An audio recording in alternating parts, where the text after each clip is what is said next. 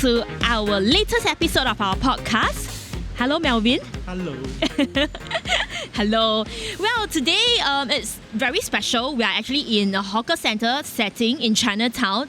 And with me here is the most popular hawker in Singapore. Or, he calls himself Kaypoh Hawker. But I call him the most famous one. And his name is Melvin from Jinji Teochew Braised Duck. Melvin! Hello, everybody. I'm Melvin, the Kaypoh Hawker. Okay, what's Kaypoh? What's Kaypoh in English? Means Kaypoh what? is busybody lah. Busybody. Why you call yourself busybody?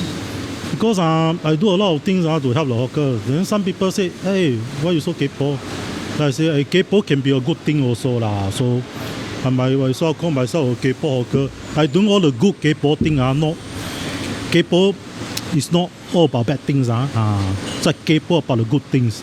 So for those of you who don't know Melvin, I don't consider him as a busybody, but he's someone who loves to help. And he has a duck store, a braised duck store in Chinatown Hawker Center.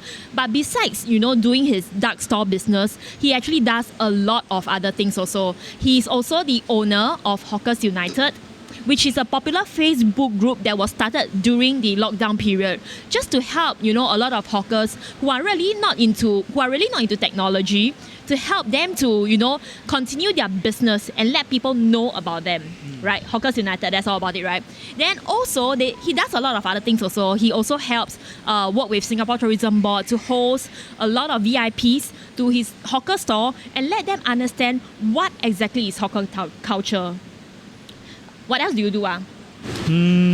I think he also goes around. So basically, why he calls himself a Kaypoh Hawker is also because he goes around different hawker center to post on his Instagram, his TikTok, on some of his favorite hawker food also, to help to promote also. So all this is beyond what he has to do as a hawker, and I think that's very amazing. And that's why I said I need to have him up on my podcast to share about his journey, his life, and why does he do all this. He's such a busy man. Besides slicing duck and all, right, he's always on the phone trying to arrange for this and do that. Why you want to do all this to make yourself so busy? Well, you see, when I first started my hawker journey, that was how long ago? I've been helping out since I'm a kid. About 7-8 years old, I'm in the hawker center, helping out my parents. So. And how old are you now? Okay lah, for 40 plus. Okay. 40 already. So I think I took over the store about 8 years ago because my father passed away quite suddenly because of stroke. So if I'm not going to take over, then my mom is going to stop then just stop this business. I felt that very pity so I say I took over So when I took over the store, it's not quite well known. So I try my way to get more publicity Then people like you, Sito, so-called my 贵人, they kind of help me also So subsequently I get some publicity. Then got media kind of interview me, so more people know about my store. So I believe that I belong to the lucky one So I got people kind of help me. I know how to engage in social media. But you see, if we talk about those elderly, some of the new hawkers, or those who are literate, they don't know how to write, don't know how to read, then they got problem in using all this stuff social media So I think that somebody need to help them, need to teach them, guide them how to use this, because I believe that nowadays social media is a very powerful tool. If you want to announce anything to people, spread any news, you need to go through social media So I think that I need to help them to get better business, help them to how to know more about social media just sharing. I think for a lot of our international friends, they might not know, hawker culture is part of Singapore's life, and a lot of hawkers here, this is their livelihood. A lot of, especially the older folks, they earn money from having a hawker store to sustain the whole family. to let the kids study, have food, have a shelter. So without promotion and without people knowing about them, they eventually die off. And no business means, it's very difficult to sustain their livelihood. So this is something that what you have done is really amazing. You're not someone selfish. You're not like, okay, I own self get publicity and that's it, right? You are someone who is willing to share. And for all of you who don't know, actually Melvin is always the one who shares with me and texts me and say, hey sister, there's a new store here in Chinatown. It's very good. You go and try. Even if, someone who is selling a dark store, he doesn't mind. He's not like, oh, I cannot do this, I cannot do this. He doesn't. He's willing to share. And I think that's quite amazing. You see, even if I can, I'm the lone dark store, everybody come to my store, I cannot handle also. I cannot handle if I put all the Singaporeans or all the tourists they wanted to try braised duck, they want to come to my store. I cannot handle them.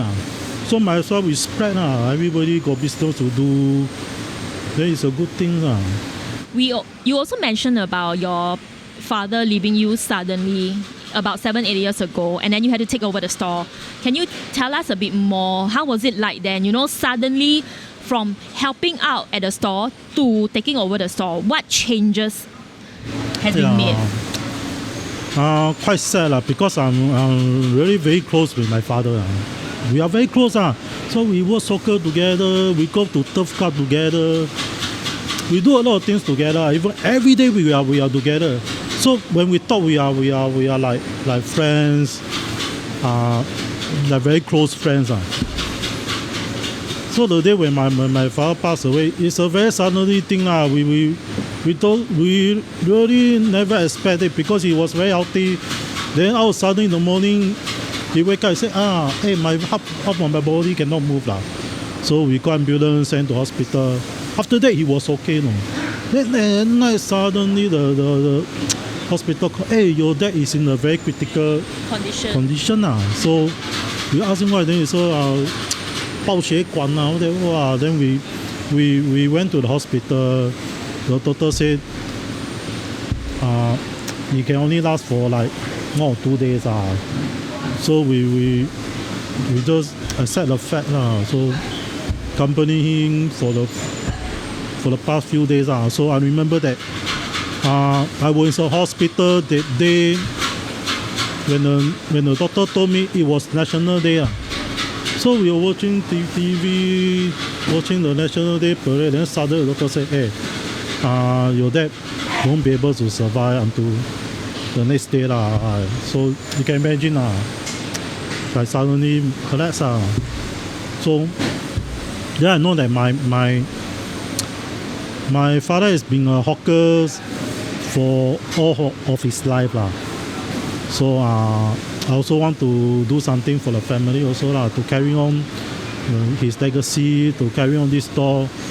After all, this store feed me, my brother and my younger sister up. So I think I should do something to protect the store, then to help my mom also.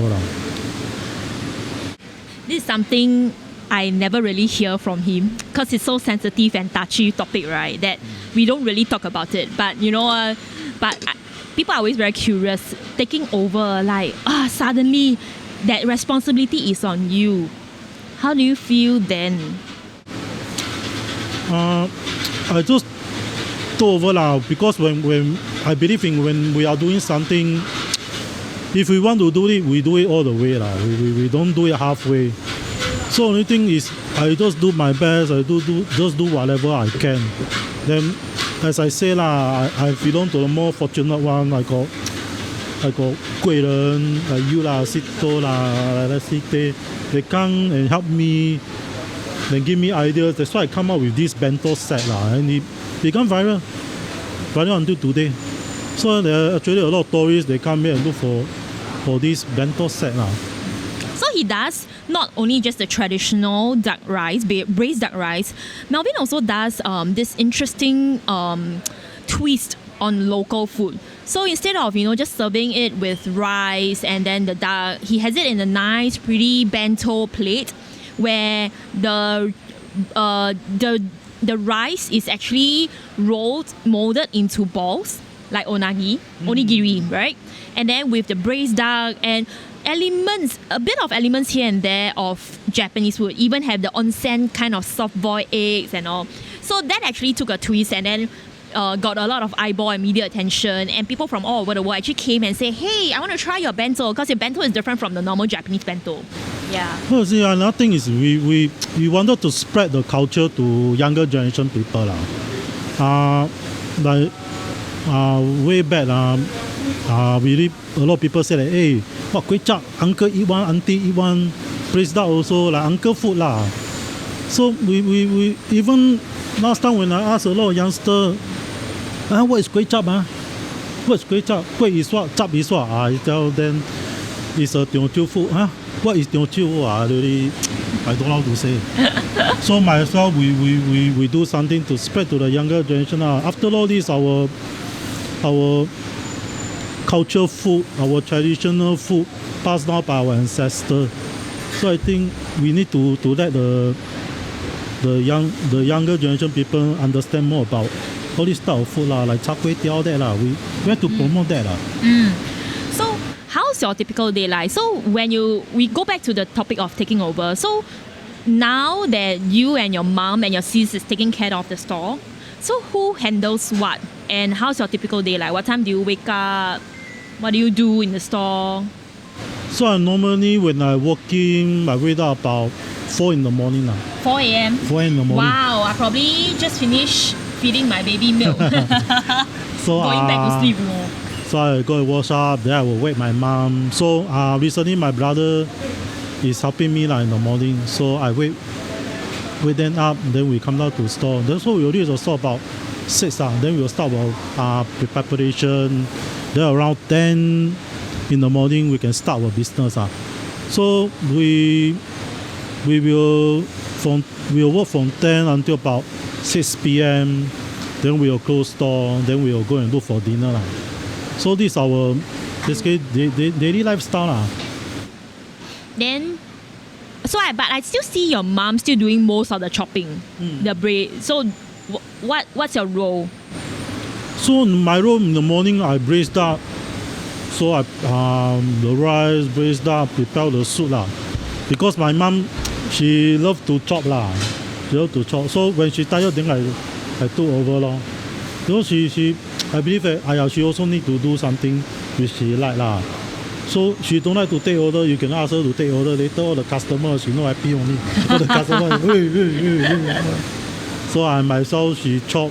She enjoy the job which she do Then she will be happy So she chop. Then So the braising duck, the recipe for braising duck, everybody in the household has it. You have it. Your mom knows how to do it. Is that right? Your dad taught you. I think currently only my mom and me My so sister, morning you will do the braising instead of your mom. Correct. Oh, okay. And then she will do. Okay, so besides, so you realize that if you come to his store, right, most of the time you'll see the Antichopping because that's her favorite thing to do. People always think that, Melvin do nothing. Is it true? This one you must clarify. I'm more versatile. I can do a lot of things. I can wash, I can cook, I can.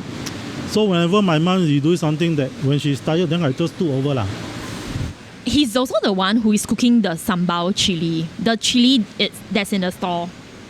Yeah, right? Correct. So those tougher preparation, I will do it myself because I don't want my mom to work so much. That's why nowadays we work only 5 days a week. So we are off on Monday and Friday because I don't want my mom to work too much because she's the only one who can really help me And I always say I want to bring it again Singapore hawker forever got this labor manpower issue problem. Hey, government please help help. Please help, please You don't settle the manpower issue Later all the hawkers no more. Hawkers gone, all the food gone. You got nothing to eat. We got nothing to eat. All bought cook for you. That one gone. Okay. So we need to tell people what's the manpower issue that we are facing here, because all the hawker stores here, you need to be a Singaporean. Is that right? We need to be a Singaporean PR. So you own can, the hawker store. You can only engage a PR or Singaporean. But come on, we all know that nowadays not much people are willing to come into this trade. Especially be an assistant. So everybody want to be a tauke. They want to start their own business. But my advice is, before you start your business, try to be assistant first. At least you understand about all the hawker stuff, the hawker culture things, the attitude of the hawker. Then you become a tauke. Then your path will be smoother, will be 一帆风顺. If not, you are a lot of problem. Really. So right in front of us is his signature plate of chap, not without the kueh, with all the innards, the sliced duck and all. Maybe you explain a bit what's in the plate. I see something very special here though. So in this plate we got braised duck. We got pork belly, bread intestine, pig skin, so the small intestine and the onsen egg, tofu, and this one more special. Oh my, this one is like a challenge. It's a duck tongue. Oh my god, duck tongue. How do I eat it? So it's very tender, very smooth. Okay. So we eat together lah. We will try from the safest one, which is the braised duck. So your version, it's more of the starchy gravy. Yeah, correct. Initially, when we first started, we are using the so-called very typical traditional Teochew braised duck sauce. It's watery.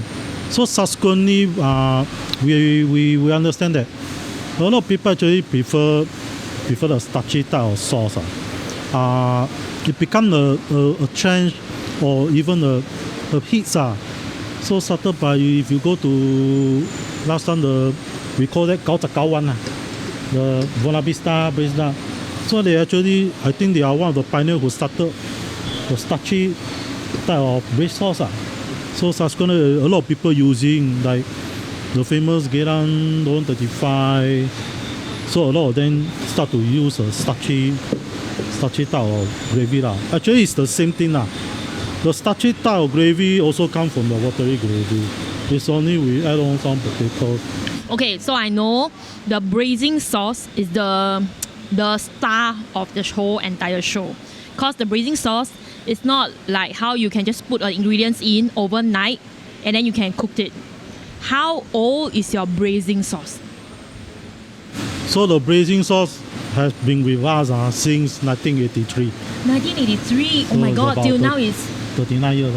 Even older than me. Yeah, 39 years. Wow. So those braised sauce is the 精华, the one. The essence. The one we really need to protect it one. So when we are having a long break, we need to pack it and frozen it. Or I have to come down every day to braise it to heat it up. Because this one is spoiled, I tell you have to run already. I cannot. I don't know how to face my father, my mother, or my 乡亲父老. The one really big headache already. And that's why your gravy is like so deep, so intense. Right. So every day we add on spices, herbs. Just to continue braising it all the way. And even when you are off, your off day, do you come back and stir? Every 2 days. Because the heat can only tahan for 2 days only. So like today I off, tomorrow in the morning, I confirm must come. Even if I sick, I still have to crawl and stir the gravy. This one very important. This one is our so-called 家传之宝. The one cannot. Guys, this is something that you don't know. You think that being a hawker is easy. Being a hawker means even though you are sick, you still have to crawl, to stir and open the fire for the gravy to cook. Right? Not joking one, because it's the most important thing. Once this thing is spoiled, then how? Your mother will slap you. You can see me. I take my luggage Then you can see me, I take Grab. You can find me at the Chinese airport. I will surely run on. I don't know how to face my family anymore. Okay, so now the question is, the sticky question is, so when you learn the works of social media, you know how to publicize yourself. Of course, there are supporters, but there are people who criticize. How do you deal with all these negative comments? This one, initially when I get all the so-called keyboard warriors, all the negative thing, I mean, if they are talking about the real things, we got nothing much to say. But the sad thing is nowadays, people just make up some story. Well, initially, I will be quite pissed off. I will lose my temper. Then I will try to hunt them down. I will find them. But subsequently, I mean, I also, when we grow up, we tend to I don't want to find so many problems, so many trouble. So sometimes we just let it go. Because after that, I understand that when we don't reply them anything, we don't give them to them, we just ignore them, then nobody will follow it. So when nobody follow it, they got no publicity on that. So they cannot make any more news out of it. So nowadays I just keep quiet. So unless it's something that really gone too far, like talking about our family members or something which is totally untruth and people make up story, then we will just put some sarcastic remark, then just block them off. Yeah, so that's a tip. That's a tip, guys. So we have been friends for a long time with Melvin, okay? So I've been friends with Melvin for a long time, and I've seen how he grew and how he has learned how to use social media more wisely also. You know, when you want to pick a fight, right, you got to make sure that the other person reciprocate. If the other person don't even respond to it, then you can't pick a fight. Yeah, so that's the tip for everybody also. Like, you know, if you how to deal with negativity and negative comments. Don't deal with it. Just forget about it. I mean, you can't please the whole world. There's no like 100%. Everybody will be happy with you. Everybody will be happy with your braised down. No, there's no such things. I mean, when you're out in the service line, in the food industry, you know that there are people who loves it and there are people who just truly don't enjoy it. Then they are not your customer base. So let it go. Yeah, because some words actually really enlighten me. Like our guru, Kelsito. So last time I was being cyber attacked by quite a number of people. So hey, he said, don't worry, I tell you, even Jesus and Buddha, they got people dislike them. They do so many good things, they help so many people, and they got enemies too. Hey, this thing really enlighten me. So I share this to people. So hey, we cannot make everybody happy like us. So we just be ourselves, just do what we can. Send out more positive things. So after much of using social media, I always look at those positive stories. So I start to adapt them into my mind, how I'm going to spread positive thing to the friends I know, to people who follow me in the social media. So I guess a lot of young hawkers also come to you for advice. Yeah, indeed a lot. So because I believe we started going to the business blindly. I say go into the battlefield blindly. So you just blind, you go in the battlefield, the guns pointing at you, shooting at you, then you just siam. So you might as well find someone who is experienced, tell you all the experience. Because to start a store is very easy. You just tender, you just buy equipment, then you just bring your grandmother recipe. But how to sustain the business is the most important part. The experience is very, very important. So last time when the youngsters start to be a new hawker, they got no guidance, no people guide them, so they just go into the battlefield blindly. So they just bring their own imagination going, which is I can say that almost 90% will fail. So I guess it's also the stamina to run a marathon. Because in order for you to sustain, you need to make sure that things always run smoothly. There's quality there. So yeah, the mentality also. You can imagine you got no off day one. No? Yeah, of course. When people go holiday, people go clubbing, go disco in the middle of the night. They wake up, I'm going to work already. That one is a very challenging part. If you are a clubber and drinker, like you? Used to. Last time I can go clubbing. I can go until early in the morning 6. Then I can straight bathe and I come to work. But if now you ask me to do that, I think I will go into hospital. I cannot tahan anymore. I not like last time. My advice is no lah. We need to have a very clear mind when we are doing our work lah. Because a lot of hazard, the hot thing lah, electricity lah, fire, all that type of hazard. If you go no enough rest then it will be very dangerous Imagine you just started your work, so start your business, then 1 week later, then you get serious injury, then you have to close your business for a month or 2 months. Then no worth it lah. Okay, so after you took over the store, right? Till now, I mean the work that you have done for the store, for your branding and all, is your mom happy? Initially I tell you when I do a revenge, I start all the mental things. I got really big problem. My mom, you cannot adapt to this type of things. Say, why must do this type of thing? Like we do the own side, say, this one eat already, later people will die. I say, this one is like we eat in the morning the soft-boiled egg So this one is even more cooked than the soft-boiled egg. I say, don't worry. So when I started this, my father is still around. So my father really support me. I said, hey, you want to do, you just try your best. Just do. If you feel, then never mind. We just go back to a bed. That one really give me very strong moral support. That's why I really respect my father. Then that's the reason why I can go so far until now today. So was your mom happy till now? I mean, she's of course against the idea initially, but now? Happy because she started to appear in a lot of media. Then a lot of media they actually want to interview her because she's one of our pioneer hawker batch. So she's quite happy now. So, okay, last 2 questions. First one, is that, you being a hawker boy since young till now, right? You have been to so many hawker centers, eaten so many hawker food.